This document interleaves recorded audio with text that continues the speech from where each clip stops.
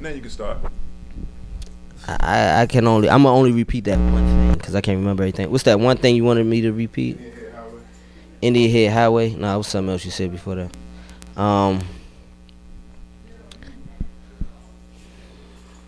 I remember what you told me. So, even though Berry Farm was, I'm gonna just do one replay for my man, React Radio. But yeah, I mean, you know, even though we had this community called Hillsdale, and if you go in front of Anacostia Metro, you will see that Hillsdale plaque as one of those plaques that identify historic neighborhoods. It was called Hillsdale because of the hills. You know, we have some of the best views in the city, right? And the dales, the valleys, the dips called dales, so they call it Hillsdale. Before that was called Potomac City. It's a couple of names, but the actual government with the public housing project and a few other things, they chose to name that Berry Farm, which was named after the tobacco plantation, as opposed to the name that the freedmen, you know, they chose to preserve the name of the slaver.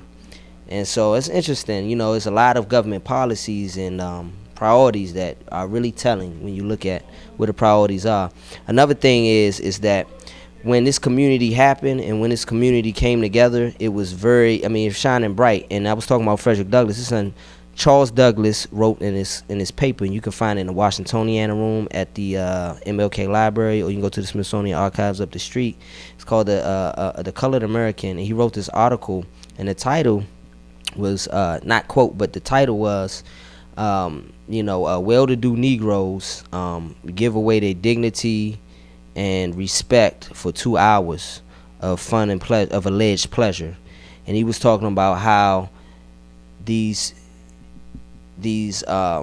all-white establishments built a movie theater that discriminated against Negroes, but then black people came and they went to a ball to kind of like give it the blessing for 2 hours, and then went back and they couldn't even go to the movie theater. And so back in the day, back even that time, Charles Douglass was very outspoken, just like Frederick Douglass was, about what, and I see a lot of those things happen now. Like, you got all these balls and these formal engagements where people get together politically, and they're more happy just to be seen in certain places and heard in certain places than to actually have respect, you know, from these people, you know, at these places. And it's a trend that we see till today. Jay asked me to come speak on the history, and right down the street from here we have a historic community, and a lot of the DC public school teachers and the superintendents, and you know, they're not even aware. And when I went and started doing the research about Berry Farm, I started looking up historic preservation laws, thinking that there would be some precedent that could help preserve this community's legacy and from them being pushed out. But I learned quickly that historic preservation laws don't apply to people or culture. They only apply to buildings, even though we build buildings for people. So the policies protect the historic buildings, like at St. Elizabeth's. You can only tear down but so many structures here. You can't tear down historic buildings. You got historic Anacostia, where you can only build a certain type of way. So you have historic preservation laws. But in terms of protecting culture and history, that's something the community has to do for themselves. It's called his story. So you have to tell your story. You got to protect your story. Another thing that's happened too recently, I'm working on this project with the Anacostia Coordinating Council. The Anacostia Coordinating Council, one of the oldest civic associations in DC, and we're working on this project called Discover Hillsdale, so we can remind people of what this community was, because you know, your perception of who you were in the past impacts who you feel about today and where you may go in the future. The Office of Planning is no longer in the business of regulating neighborhood boundaries. So this means that a lot of historic communities, and what we're seeing across the nation, is a lot of historic African American communities kind of getting swallowed up within revitalization or gentrification. The real danger is not revitalization or gentrification, is displacement. So when revitalization occurs, gentrification is a natural phenomenon, but it's displacement. It's the displacing of people that actually harms people, and people never come back to their communities. And so since the office and the government policy no longer protect what neighborhood boundaries are, you have things like, I believe, Truxton Circle, something new in DC, right? That just came out of residents coming together. This is Truxton Circle. NOMA, I think, came about like that. Like, I don't think it's a policy thing where the city defined this is NOMA or trucks in circle. It's more of a thing where new people come in and be like, this is ours now. And so what's happening in Anacostia is that it's bound for a lot of these things to happen. Like, the names can change, the geographic identification can change, and so now it's really a time for our generation to really start focusing on these issues, because when we go to these meetings where there are engagement about these type of issues, it's usually people who are senior citizens, and they can have meetings, but they really don't have the energy and the youthfulness to really go out here and really impact change and keep the story alive in a way that the next generation is actually interested and continue to do the work. So we got a lot of work to do as young people who are intelligent and, you know, passionate about who we are. But at the end of the day, it's really a respect issue when it comes to history and telling your story. And I'm really realizing it's not about the many people that's disrespected other people's. It's about to the extent that people respect themselves and demand respect from others. And a lot of times, you know, if you know the nature of a bully or something like that, you know, a lot of times a bully just bullies somebody who don't fight back, you know what I'm saying? And so right now what's going on is the narrative has never of all of the achievements through Hillsdale and Berry Farms. It's endless. I could talk about Frederick Douglass Patterson, was named after Frederick Douglass, who started the United Negro College Fund from Hillsdale, aka Berry Farms. We could talk about the Seafarers Yacht Club, the oldest yacht club in America, from Black Yacht Club, right here on the southeast. You know what I'm saying? Like, it's endless stories of what we contributed. But Howard University, 1 in 4 people used to go to that school, but now it's more likely that 1 in 4 youth will see the bars at DC jail before they see the halls of Howard University. And so what's happening is that it's a generational gap in the preservation of history and telling these stories. So, you know, I think that we know things. It's about what we do with what we know. And at the end of the day, you know what I'm saying, you got folk like Jay that's keeping it on the platform, folk like John that's telling through story, you know, you tell through song, we all tell in different ways. And I did a film.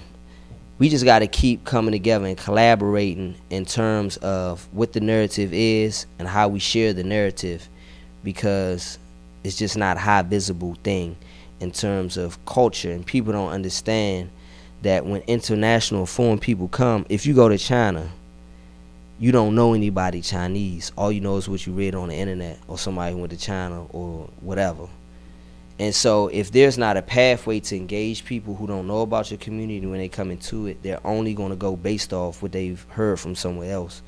So to a large extent, to get the respect that we feel we deserve, we have to tell a story and put the narrative out there in advance so people already know. You know, I was just down the street and somebody had an art all night program out, and they were trying to find something, and I went to their window. They obviously weren't from around here, and I was about to ask them, what you trying to find? They rolled the window up, you know what I'm saying? And I produced the whole damn event, you know what I'm saying?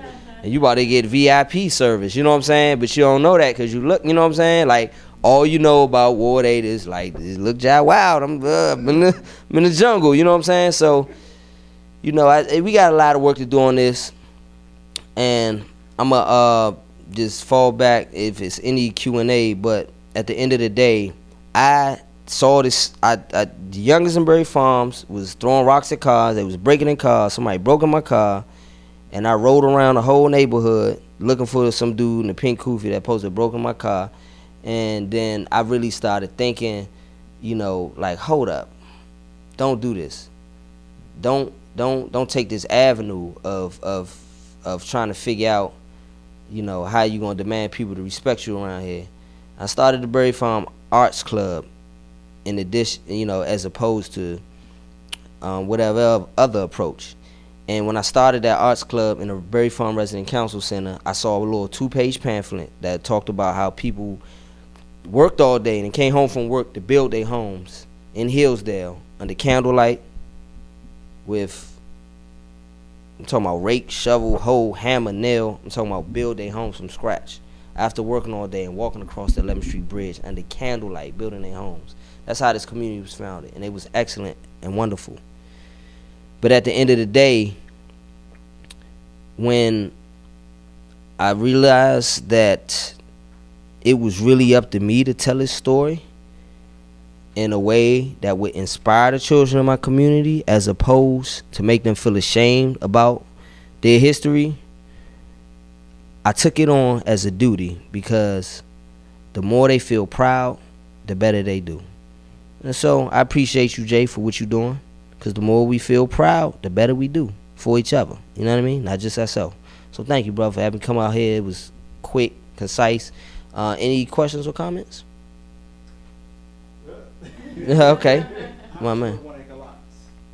The 1 acre lots were anywhere from $150 to $300. Yes. So now that you have this information, especially about the preservation, that it doesn't preserve people or culture, what do you think needs to be done next to preserve people and culture? Well, first thing has to be done is there has to be focus and commitment. So people who actually want to preserve it have to focus and commit a certain amount of energy on a regular basis to execute a plan of action that will make the history more visible, make the story more visible, and find creative ways to put it out there, whether it be social media or whether it be another series of conversations. But there has to be a platform that people who want to share the story commit to actually contributing to this platform and engaging others on a community-based level, on a formal institution level. So now that you know that policy plays an important role, how about going to your council people and the mayor and asking them to pass policy to preserve the history and culture in this neighborhood? Because I understand that what's coming down the pipe is that Barry Farms. No, it's not. It's not going to be there. Period. It does make sense that they put a new rec center. Yeah. Yeah. Right, but they're not. Condos are there. Right, but the condos aren't here yet, and the plethora of Homeland Security employees is not here yet. So how do we preserve? I'm giving a lecture at R.I.S.E. Did you see Kesey yet? I'm listening. How do we preserve the living spaces for the people who live in Berry Farm? Yeah, give me one more. I'll call you right back, okay? Because here's, so a very good friend of mine lives in Okay. Berry Farms, and when I pick her up tomorrow, her whole attitude about where she lives is, well, they're going to tear it down anyway, so why do I care about it? And that's the general consensus. Not only that, but it's been a transient. Like a lot of housing projects, they're moving people in and out. Like they never lived around there. Right. They around there now. They have no real connection, but they don't even know the story, and like they don't feel like they need to protect it. But on the policy question, I say this: it has to do with a team. Like, you know, I did a documentary in 2009, and when it went out, it was quite popular or whatever. But you know, when I look from the screenings we did, and people from like the Netherlands like came like to take me out for dinner at Busboys and Poors after they seen the documentary, like it was really internationally admired or appreciated. But at the same time, I can't like live my life and manage all my projects and do the policy. And I will. I can't even get in the library, like. And so what it has to be is, it has to be a team of people. Like I can't do it no time soon. So the team of people and all around you, and so there's all these different organizations, like I heard Charles Wilson.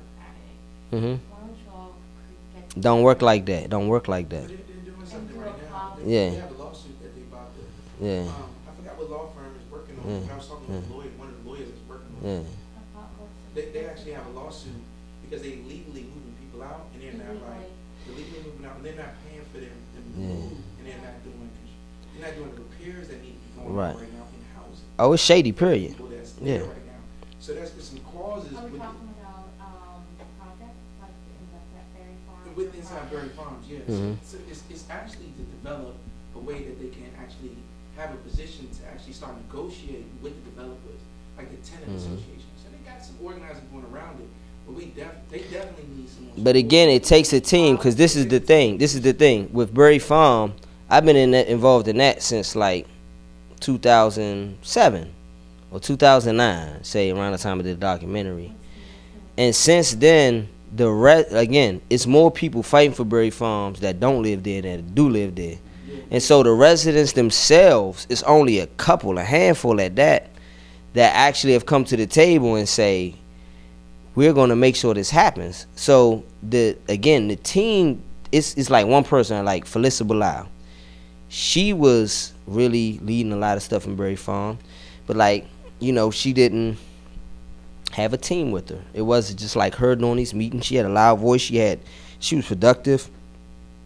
And then she had to get back to her real life. And you know what I'm saying? Like, and then there was another person who came. There's another person. Like, if it was a good 15 people, or maybe just a good 5 people from Berry Farm who had been focusing for some months straight, you know what I'm saying, on trying to do this kind of stuff, it would be a lot further along. And to your question, you know, Deanne, I mean, it's a situation where people, you know, one of the trends is that when you see new stuff, new roads, new recreation centers, that's a sign that it's time for you to go.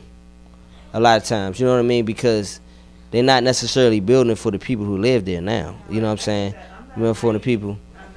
Yeah. So I mean, but it doesn't make it. You know what I'm saying? It would be nice if it was a sign for that. But one of the trends when you see a community gentrified and displaced is that services shut down for years and resources get cut off for years, and then suddenly they reappear.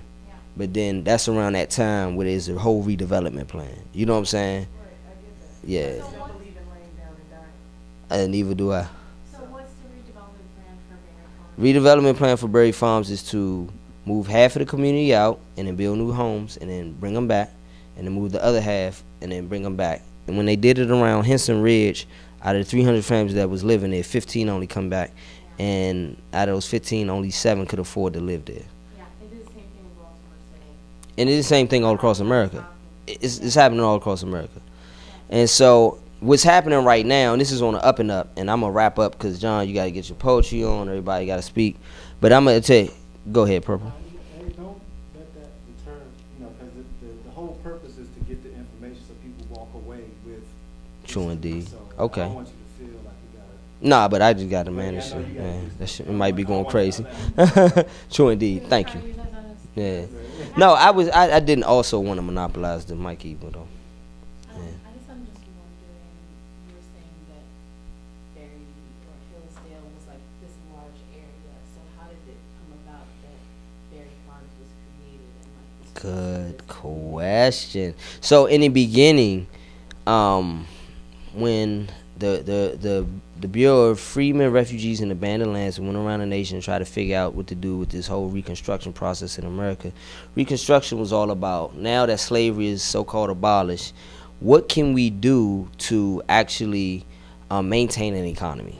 Because most of it was based on slave labor.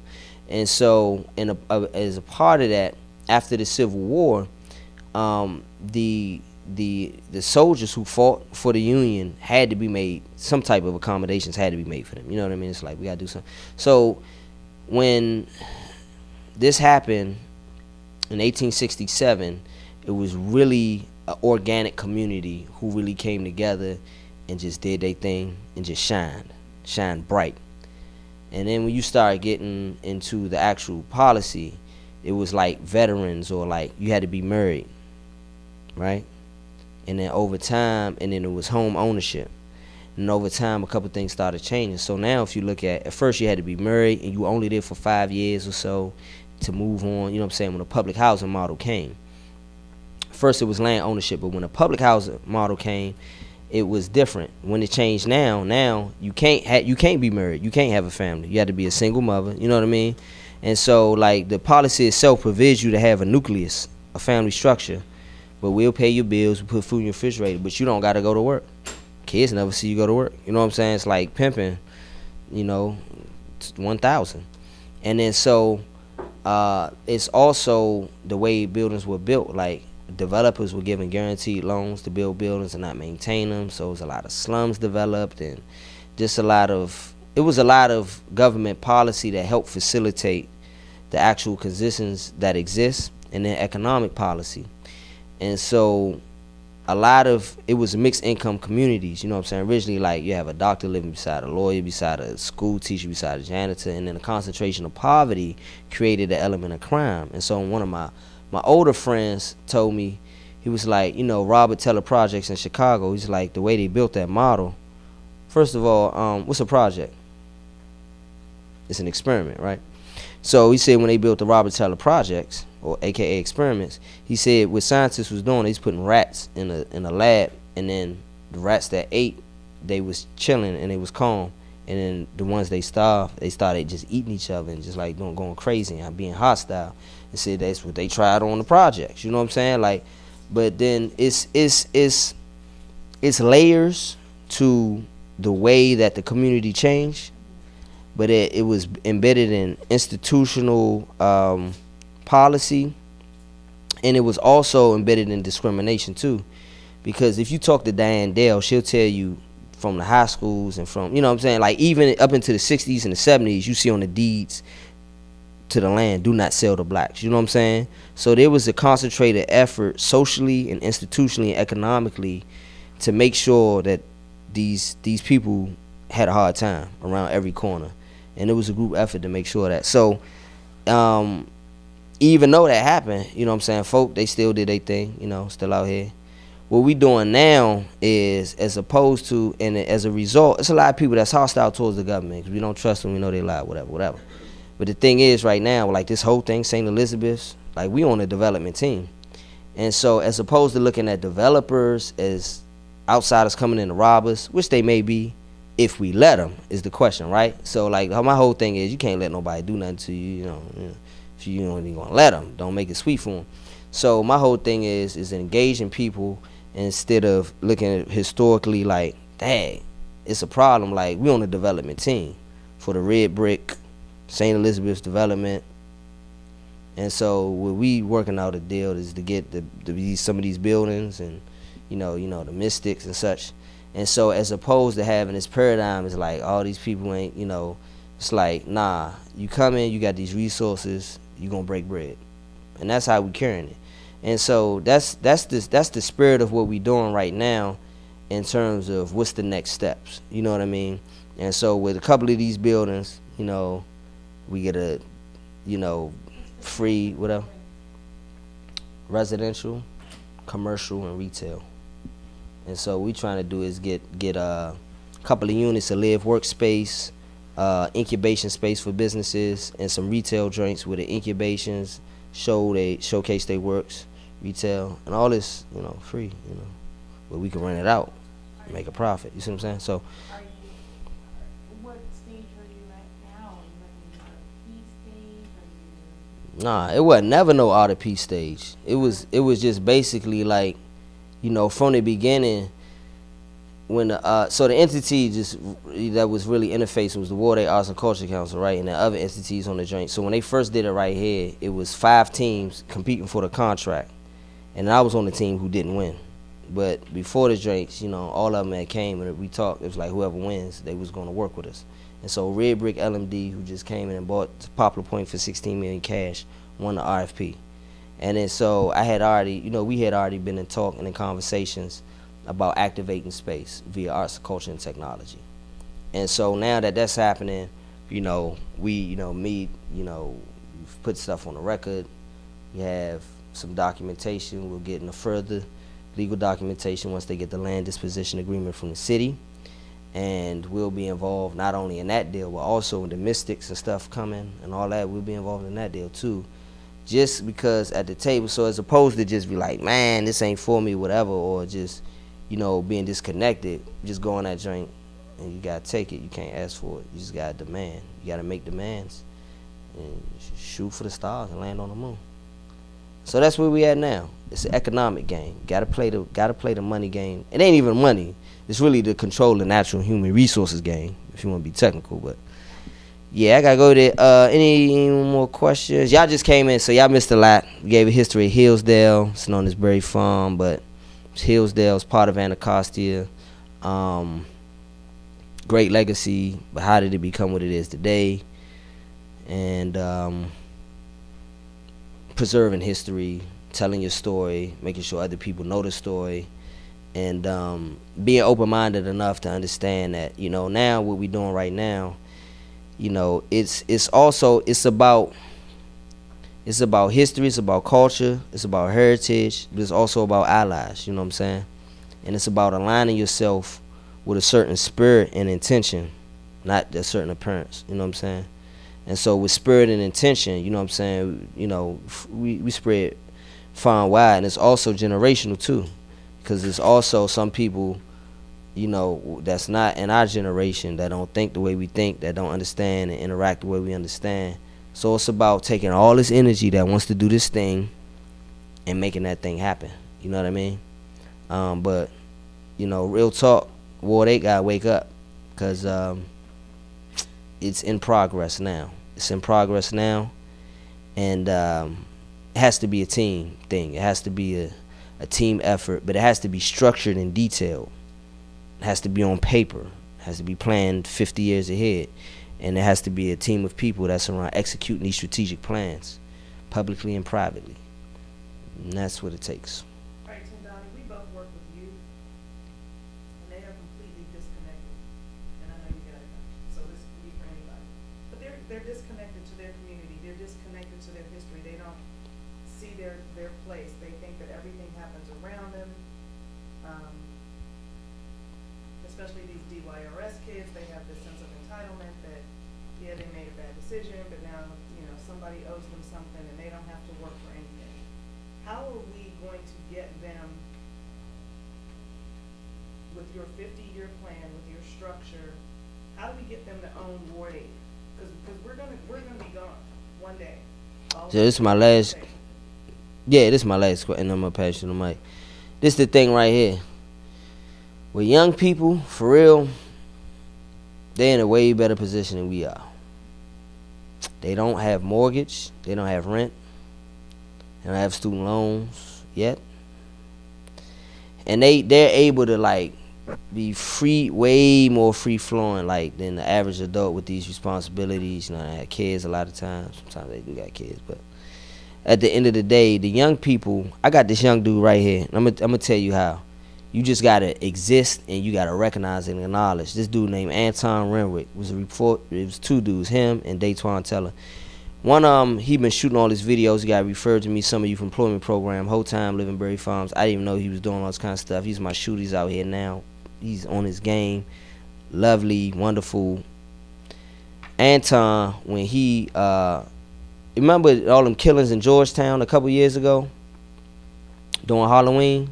Murders, you hear it on the news because it happened in Georgetown during Halloween.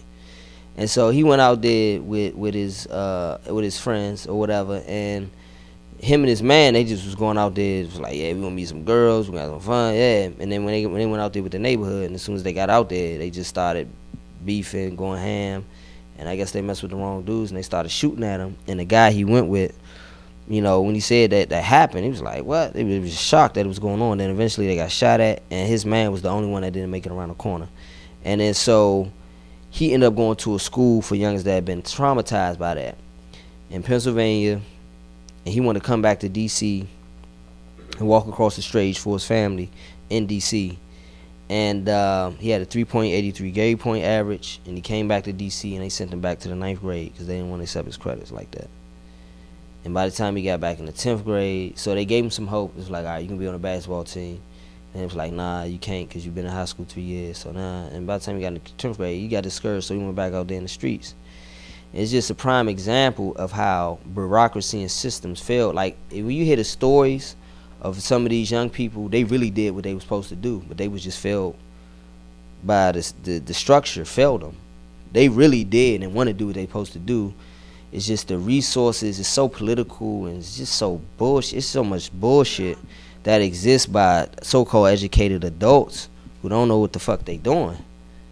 Just facilitating all these processes don't work for anybody. They too stuck in their ego and they tight in their position to really take a real ground level look and be like, damn, I'm not that. What I'm doing isn't working. And they don't. And when you serve somebody, like when you trying to serve and make an impact, You research what you're trying to impact, and that's supposed to dictate to you. So like if this plug says to me, nope, I need 16 watts to function. This computer says, nope, this charger isn't strong, isn't powerful enough. I need 120 volts. I'm not gonna go to the computer and keep sticking 50 volts into it and be like, cut on, cut on. Nah, I'm gonna get a 150 volt battery. And so what we doing is we keep looking at it's not cutting on, it's not working, and we won't put the proper wattage. We won't listen to what we trying to impact. What we trying to do is force this shit for appearance wise and be like, look, I set 50 down and shit. So we gotta stop. You know, one of the things is don't be concerned about how many youth you can touch. Just be concerned about the quality of impact and experience you have, which if it's 1 or 2 or 3, be concerned about the lasting effect and not how many you touch, what they gain and how that can last. That's what I would say. That's what we doing wrong. Because the young people, if you ever been in youth development and you be around these young people, when you meet their parents, it all makes sense. And you be like, damn, now I see why you know what I'm saying? When you meet their parents, it all makes sense. It ain't just about. And so at the end of the day, our youth, we need to be talking about our youth. But the human, you done got some shit started. Most people, we so stuck on most people are insecure as hell and haven't admitted to themselves, and we so stuck on trying to find this fake comfort zone that we never even gonna find to exist in a way that is we feel relevant egotistically. We not gonna do real shit for ourselves or nobody else, and we gonna fail these youngins. So what we gotta do is we gotta just start working on character development, and we gotta start being honest with ourselves and honest with the people around us. It ain't no big fix, it ain't no money. It's just being for real. I mean, it's gotta happen person to person. But Yeah, it's just some of we here, I guess. Shit, I guess we here. So the question is, what are we willing to do? And on that note, I'm gonna get back across the street. But I appreciate everybody. I appreciate you, Jay. Thank you very much. Peace. What was the brother's name that wrote that letter explaining Hillsdale?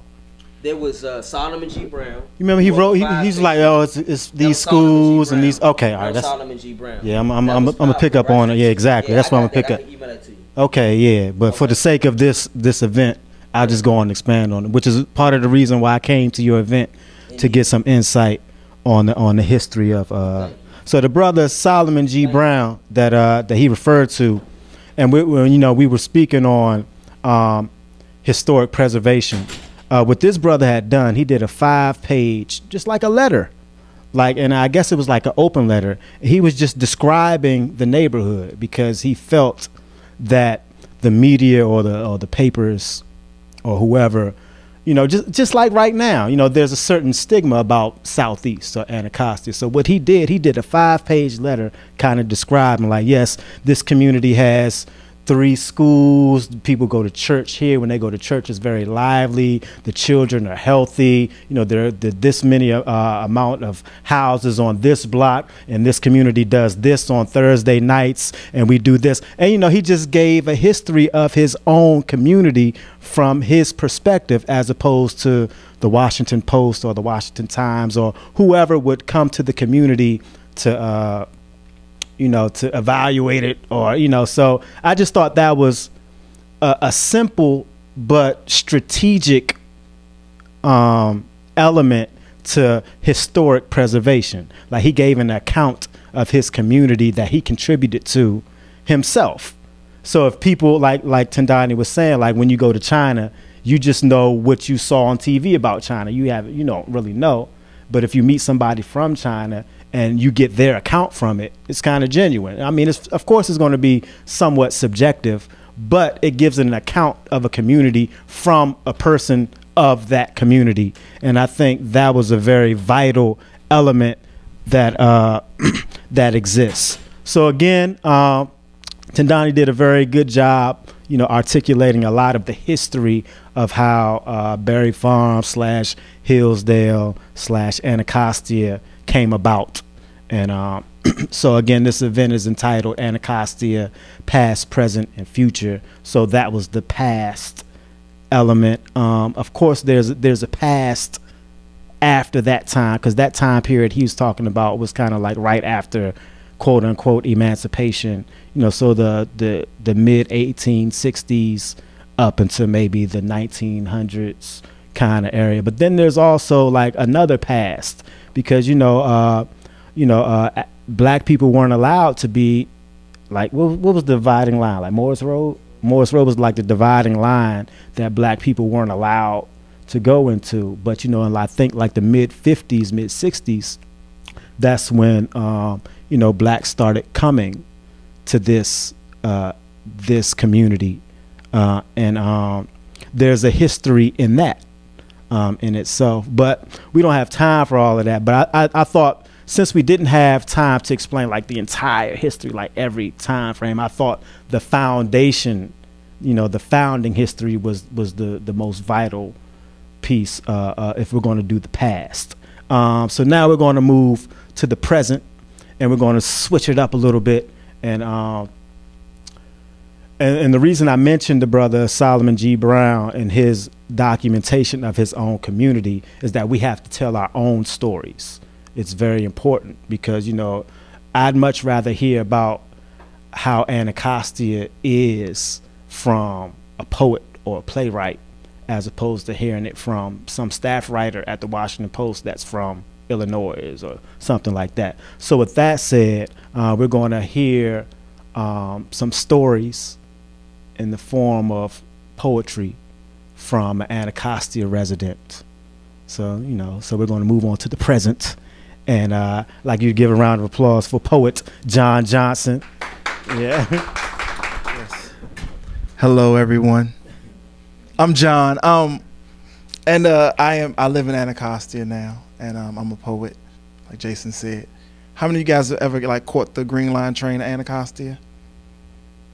Okay. So the other day there was this beautiful woman at Anacostia Station. I could tell that her ancestors were beautiful, and she shared their same DNA. I know this may sound shallow, but she had perfect TNA, and if you saw her, you would watch her like CNN. I had to get a little closer to make sure this is what I was truly seeing, this angel in the form of a human being. So I said, good morning. She said, hi. As I examined her face further, I noticed she was wearing this thing called sadness. So I asked her what was wrong, and she said that she was mad, irate, because her mate just dumped her, trashed her on Facebook, and said she was some garbage. There was a man. I was like, well, my name's Mr. Recycle Bin.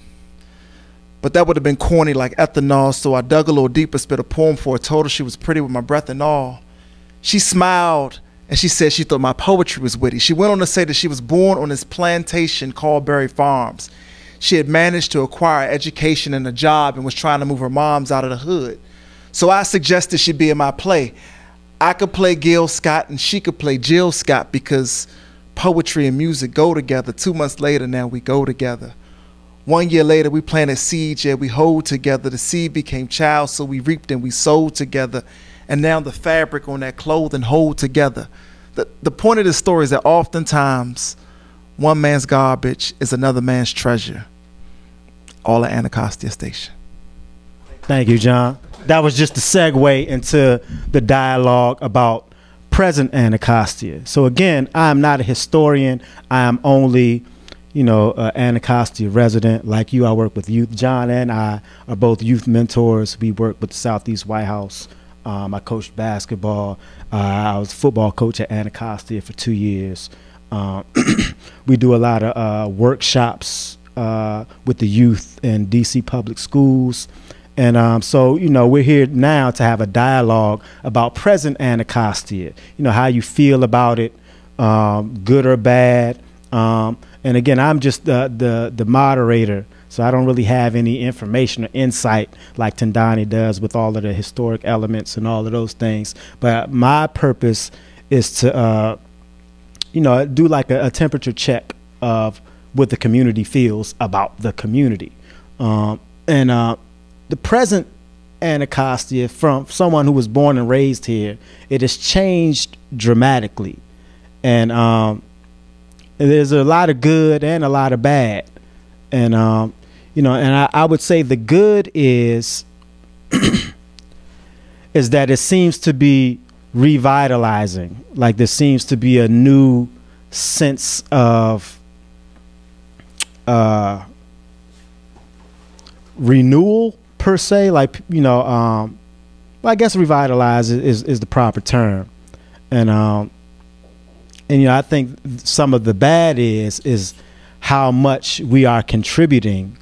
You know, we the residents of Anacostia are contributing to the revitalization of the community. And you know, I'm just curious to know you guys' thoughts, if you have any. And if not, I could just hold it down. But I'm sure you have a perspective or of how you feel about the present Anacostia and the good or bad. Anybody? No? John? I have I guess a conversation that I would like to have with a lot of people that I was having with someone else about the Southeast and employment, as well as returning citizens coming back into the community. Just how people talk about that. Like what opportunities are available, what things can possibly be done to change unemployment. You know what I'm saying? Like, Yeah, because if I'm not mistaken, Ward 8 is the highest unemployment in the city. Yeah, that's a valid concern. Anybody have anything to lend to that? Because I do, but I don't want to take over. So your question was like, well, I mean, I have an opinion about it too, but right. I just want to know what, you know, kind of, mine would be also to have an entrepreneurial mindset. I think that's part of, you know, education. And I was talking to a teacher the other day. I was like, there's so much that, like, you know, now that I'm 35, I was like, it would have been nice to learn more about a car. You know what I'm saying? Even when I was in high school, because eventually I was going to drive one, or how to build a house. Right. You know what I'm saying? Just skill sets that if you're going to be in school for what? Pre-K3 now to 12th grade is like what? 15 years? Right. You know what I'm saying? What skill sets should you have, as well as things that should be taught from your family, so that you are a whole human being by the time you graduate from high school. Right. You know what I mean? And if you decide to go and do some post-secondary stuff, or if the school is even, you know, part of the problem, you know what I'm saying? Like the way we kind of usher our children into these institutions that, you know, that often miseducate them, but also still offer some resources that the community can use too. You know, I'm saying that's, Yeah. I don't want to get all, but I want to kind of. No, I get you. To everybody else. You have something to add? I guess this isn't like a surprise because this is my line of work, but I've always looked at in terms of like returning citizens and employment, that agriculture and urban agriculture, training people how to grow food and be self-sufficient would be a very good thing for this community. The urban agriculture movement in DC is a growing movement that not that many people are necessarily involved in, but I think that there's a lot of employment in there if people are trained to do it. Like the place that I work, we have like a workforce training program that takes people from the community of Ward 8 and teaches them how to grow food, how to run a farm, how to run a farm stand, to try and give them job skills. And I've just kind of seen for myself personally how learning how to grow my own food has changed my mindset about my health, about the way that I feed my family, about the way that I think about my community. And I think that one of the issues here is that people here are not necessarily empowered. It's a food desert. You know, we don't have access to healthy food. We don't have access to healthy food. You can't do well in school. So I think that being empowered and growing your own food is like one of the fundamental things that we need as a community in Ward 8 and as people in this country. So that's like my hope. Yeah, but you know that's very relevant because you know that whole is it urban, what's it called? Urban agriculture seems to be a growing trend, not only in Ward 8 and not even just in Washington, D.C., but around the country. That just seems to be like the new hot thing. And since we're speaking of, we're in the present section of past, present, and future, that seems to be what's going on right now. There seems to be a push towards urban agriculture. And I guess my question would, and tying it into what you were saying, that is definitely a means of employment that would give some of those, whole human being life skills that we may not get in those 15 years of institutional education training, that would be helpful with jobs and becoming a more complete person. And also, I think some of your concerns, like kind of like what do we do with the youth, and some suggestions as to how to draw them into having a better understanding or more concern about their own community. And it was very helpful for me, even though I was an adult, because when we started doing the gardening, like 08, 09, it was a while ago. But yeah, we were grown men, but actually doing it gave us a new insight, like, because these kids think food grows from the grocery store. But it's like when we actually got in the dirt and planted stuff, and then like weeks later, like, oh, it's like the greatest feel, like, oh, son, look at it grew, like, oh my goodness, like we did this, and it's like, oh, like this is how we get food. So it's a similar, it's like a parallel with just those types of activities to get our youth involved. And that's just an example, because like she said, it lends to your health, it lends to doing something as a community, and so the second piece to all of that is, who is bringing these programs to our community? It's not us. And so is that problematic? Does it matter? Because we are in the community, but all of these resources and programs and institutions aren't developed by us, and we're the ones who really need them. But it's someone coming in telling us, like, hey, you guys need these programs. So I think it's problematic that we can't assess our own communities, like, hey, and like Tendani was saying, like the people in Berry Farms don't even care about. There's like, because I knew a sister there, and she was like, I can't wait till they tear it down. And I don't think she was wrong, because, she's had children there, and they've been robbed and beat up. And, it's been a traumatic experience for her as a mother. So, ideally, it's like, oh, Berry Farms is this historic, great, black, powerful, prideful establishment. But it's like, from a woman who had children and had all of this trauma happen, she's like, yeah, tear this shit down.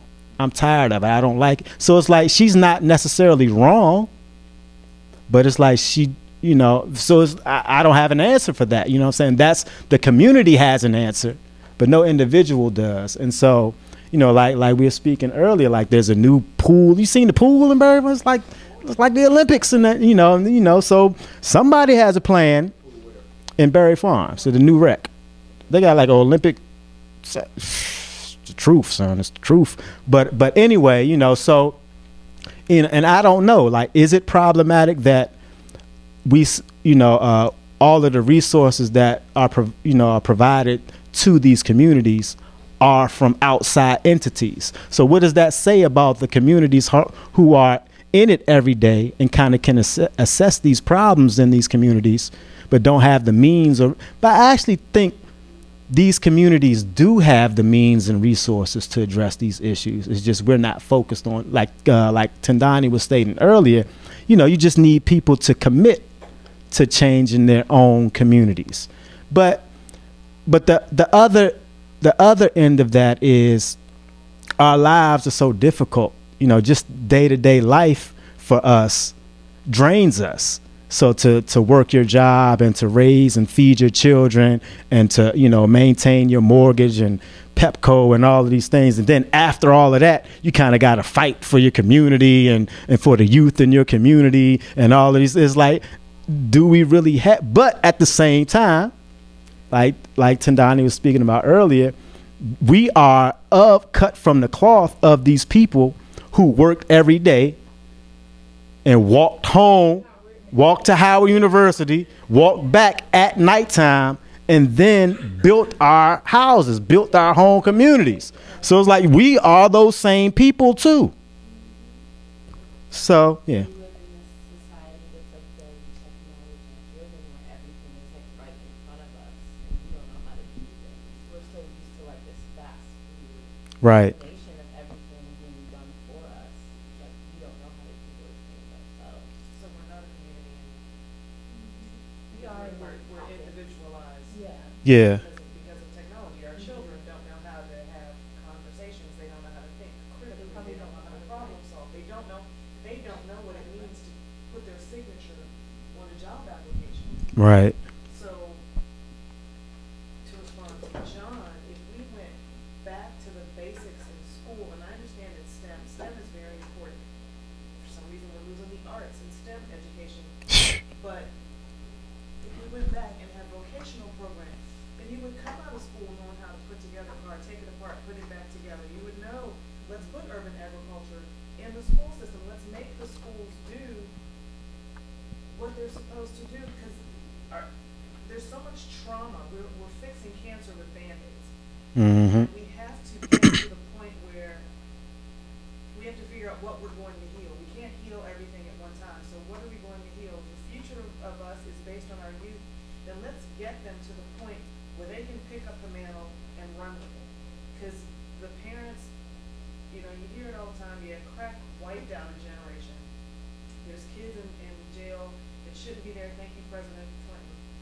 And, you know, but they're coming home, they don't have skills. And there's others who've done a long bid, they're coming home and they don't have skills. Well, Ruby May and the others who are running for Ward 8 council members said it. We have all of these training programs, but who is measuring what the training programs offer? Right. Where are the metrics that say, okay, you've trained 100 people, where are they getting jobs? And stop thinking that just because you came out of jail, that the only job you can get is as a janitor. There's only so many janitor and porter positions available. Why aren't we doing more urban agriculture training? Why aren't we doing more STEM training? Why aren't we doing more training that's going to make them able to compete in the society that they have to exist in? We have to get back to, we suck. We have to get back to being community. We were able to start a civil rights movement when we had the fear of being lynched coming home every day. We were able to build this, how many acres did Tindani say Hillsdale was?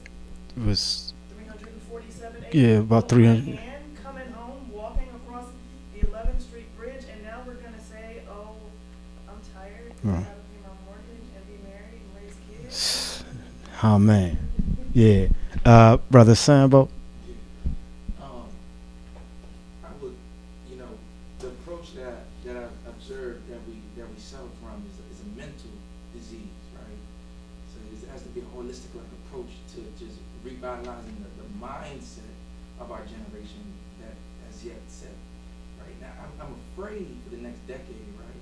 What will happen if we don't strategically, like, aggressively go at it, like, the process? Because it's like a generation is being wiped out now. It's like the crack epidemic. I'm telling people is being annihilated. Like, diseases are skyrocketing in our community, and then our community is being just pushed off. And like what President Clinton did. You know what I'm saying? It's a catalyst to like creating more, avenues to go and be in these impoverished, oppressed communities, which is going to be a gateway to the prison industrial complex, which is, it's repercussion of the mindset of people becoming more dumbed down, like caring of their community, it being displaced and all this stuff, man. So I suffer from something, right? Every day seeing this, right? I think that we really aggressively got to do something. I'm challenged by the day-to-day issues, you know what I'm saying, of, you know, trying to create revenue for my family and, you know, for myself, and to be in a healthy position, and, you know, struggling with that. So it has to be a holistic approach, and we have to create something like right now. Yeah. Like tonight. And I wish I can, but we have to look at it from some holistic avenues. We gotta draw a detailed, aggressive, rigorous process. I mean, plan.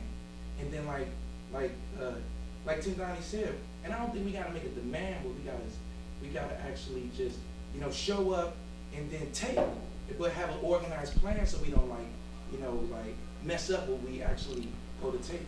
Right. Take it in the right place, because people are coming and taking it. You know, Europeans, non-colored people are coming into our community right now, and they're taking it. You know what I'm saying? You know, they changing it. They taking it, they changing it. And that's what we gotta do. We don't need no 10-point program no more. We don't need to worry about no Secret Service, no FBI. We just need to uplift our environment through all this approach. And we gotta organize, like, you know, on a public level, on a private level. Yeah. Just make it holistic. It doesn't have to be, it doesn't have to be like negative or negative outcomes. And I think we can do it. Yeah, I agree. But that's the segue to the future. Yeah. I mean, and I think, like, we have to take advantage of these different programs. You know, they might not be built for us.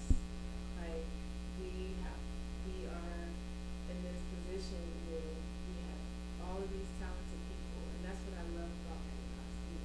That we push into this group, we all see each other, and we're all doing these amazing things together. And John and I talk about this all the time, like bringing it together, and maybe we're not talking about this, like taking it to the next step of being productive and creating programs. Like, for instance, the SYEP, the Summer Youth Employment Program.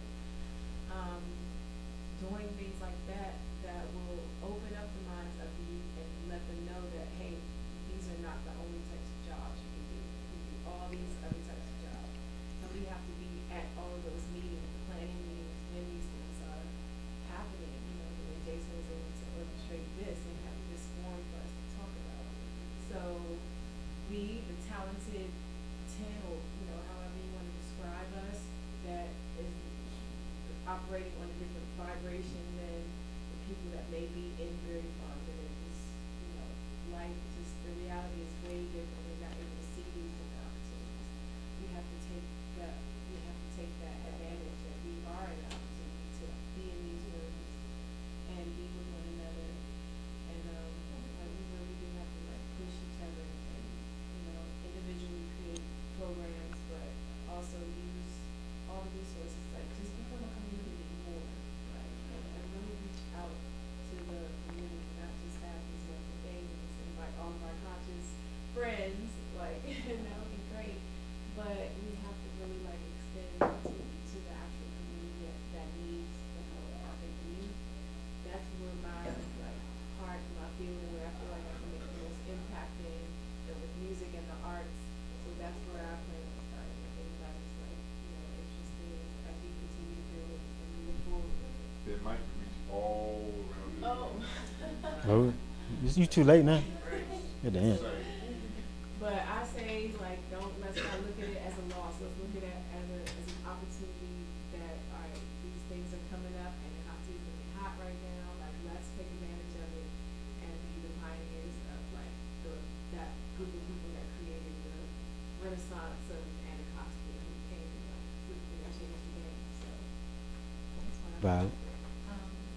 Just kind of like piggybacking off of that, I've seen from doing urban agriculture with kids and adults, like, kids' minds are very open, especially when they're young, at a young age. They're very open and just, like, very excited to explore things. I think kids spend too much time in the classroom and not enough time outdoors. But I saw this summer, like, working with kids in the summer camp, just how excited they were to be exploring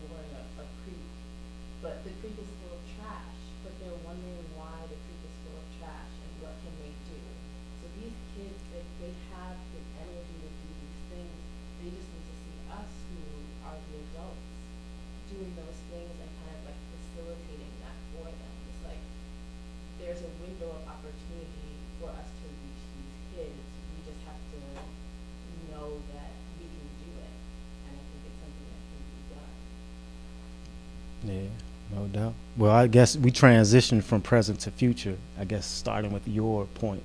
What's your name, sister? Dewan. Okay, so that's actually our time, and unless anyone has anything to contribute, question, comment, if not, we're going to end it out with some art again. Yeah, and we're going to get another poem to close us out from poet, playwright extraordinaire John Johnson. I gotta read this. DC has legalized marijuana. Most people call marijuana loud. You guys familiar with any of those terms? No? You don't know? Well, if you're 21. Do you know the term loud? You guys never heard the term loud? Yes? No? Oh, yes? Loud as marijuana. If you walk outside right now, ask someone for some loud. They Anyway, this poem has some references to that, so I just had to educate you guys on that word. What's up, man? You got that loud? I got that loud. But you was silent when brutality from polices, and you was silent when your uncle raped your nieces. Shh, listen. A drone just dropped a bomb on people in the Middle East. I don't even know what the Middle East is, but I do know this is real poetry. And I want to take these words and occupy your mind like soldiers on the Gaza Strip. Ice bucket the Gaza Strip. Ice bucket Ferguson, because that's the only way you gonna calm us niggas down. I used to buy loose cigarettes from that man you choked. I used to get high with that nigga. He could be me, he could be that nigga. CNN insinuating he was just a nigga. Wake up, nigga, stop sleeping, wake up, nigga, I had to get loud. I got loud. Amiri Baraka, go wake up at that nigga Leroy Jones. Wake him up, because tell him we need somebodies. Tell him that we need somebodies to be somebodies. Fuck it. I'm going to take Gil Scott and James Brown with me. Got to be careful, because Chuck might be busting loose with Nina Simone and Whitney. Last time I saw them, I wanted to take a picture with my iPhone, and they said, nah, man, we only fuck with BlackBerry. War, they'd only fuck with BlackBerry. Do-dee-da, do-dee-da. I'm Jay-Z in the elevator wishing he was Ray Rice. Do-dee-da, do-dee-da. I'm etching and sketching these words. I'm constructing and stretching like yoga pants and Pilates. Smoke weed, get drunk, go to parties. Sober up, we got work to do. Plus I'm about to be blunt, and I need you to get loud too. Thank you. And that's real quick. If any of you guys know Amiri Baraka, that's in like the spirit of Amiri Baraka, you know what I'm saying, who was a pioneer who passed away a little while ago. And he wrote a lot of excellent plays. The Dutchman, you know, still talk about now, and just kind of, he has the spirit of the spirit that we need to carry on, you know, like Tandani talked about in reference to history and stuff, because all of those artists are very powerful and they help move people. Anyway, thank you. All right, folks, that concludes our evening. I appreciate you guys coming out.